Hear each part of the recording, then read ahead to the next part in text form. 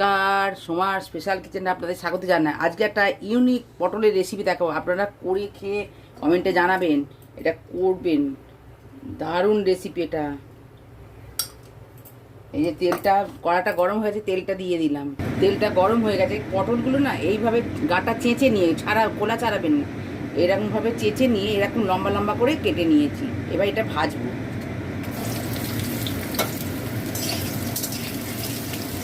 পটলটা ভাজা হতে হতে আদা, রসুন আর কাঁচা লঙ্কাটা আমি বেটে নেবো, হাফ ডাস্ট করে নেবো, বাটবো না। পটলটা ভালো করে ভাজা হয়ে গেছে, আমি এবার তুলে নিচ্ছি এটা।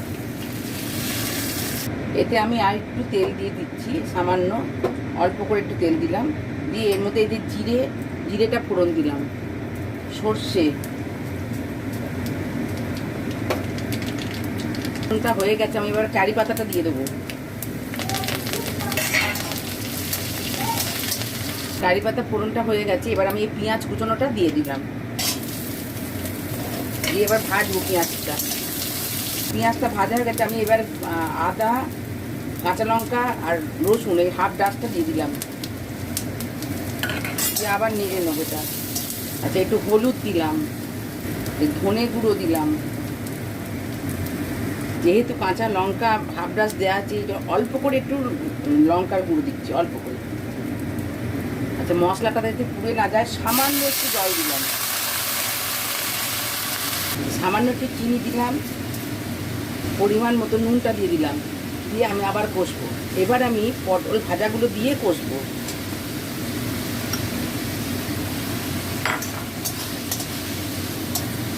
এবার নেড়ে চেড়ে আমি একটু ঢাকা দেবো, পটলটা সেদ্ধ হওয়া পর্যন্ত আমাকে ঢাকা দিতে হবে। এবার একটু ঢাকা দিয়ে গ্যাসটা কমিয়ে পটলটা সেদ্ধ হওয়া পর্যন্ত অপেক্ষা করবো। এবার আমি ঢাকাটা খুলে এর মধ্যে এই যে টমেটো, এই যে বড় বড় করে লম্বা লম্বা করে কেটে নিয়েছি, এটা দিয়ে দিলাম, দিয়ে এর সঙ্গে নাবিয়ে দিলাম না, আবার এর সঙ্গে একটু নেড়ে আবার ঢাকা দেবো, আবার ঢাকা দিলাম। আচ্ছা, এটা হয়ে গেছে। এবার আমি খুলবো, খুলে দেখুন কত সুন্দর হয়েছে এটা। এবার এতে আমি এই দেখুন মাখা মাখা টাইপের হবে। এবার আমি একটু এতে লেবু রস একটুখানি অল্প নিয়ে দেবো, এই যে অল্প, বেশি না।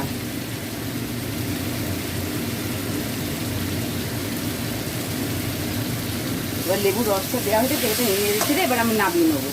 এটা আপনারা লুচি, রুটি এর সঙ্গে খাবেন, খেয়ে কমেন্টে জানাবেন। এটা অসাধারণ সুন্দর হয়। আজকের মতন এই পর্যন্ত। আপনারা লাইক, সাবস্ক্রাইব, শেয়ার করবেন। নমস্কার।